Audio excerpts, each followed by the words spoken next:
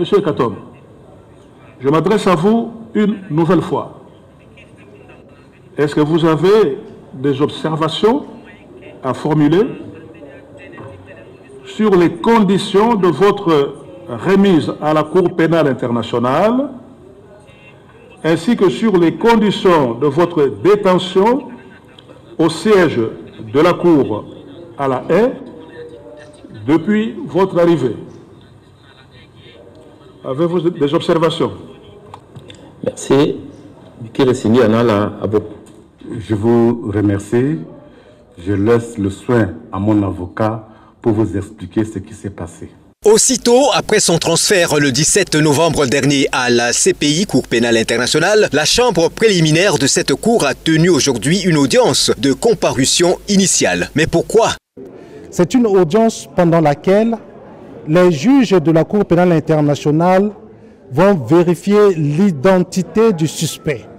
S'il s'agit évidemment de M. Alfred Yekatom, dont la Cour est en recherche, et qu'il puisse le lui dire lui-même également, se prononcer sur sa situation, les conditions de sa détention, etc. Donc c'est ce que nous avons permis aux médias centrafricains et aux autres médias aussi, de suivre en direct à travers les images et de pouvoir poser des différentes questions relatives à l'affaire le procureur contre Alfred Yekatom. Qu'est-ce qui est alors programmé à la suite de cette audience de première comparution? Monsieur Alfred Yekatom, qui est suspect devant la Cour, a cette liberté de choisir lui-même son conseil. Il pourrait choisir parmi les avocats centrafricains qui sont inscrits dans le conseil ou choisir également d'autres avocats de son choix, mais qui sont inscrits dans le conseil de la Cour. Pendant les audiences à la CPI, le suspect Yekatom dispose aussi des droits pour sa défense. Mais comment il pourra alors se procurer les membres de son conseil? Il y a quelques avocats centrafricains qui sont inscrits dans le conseil de la Cour pénale internationale au moment où je vous parle.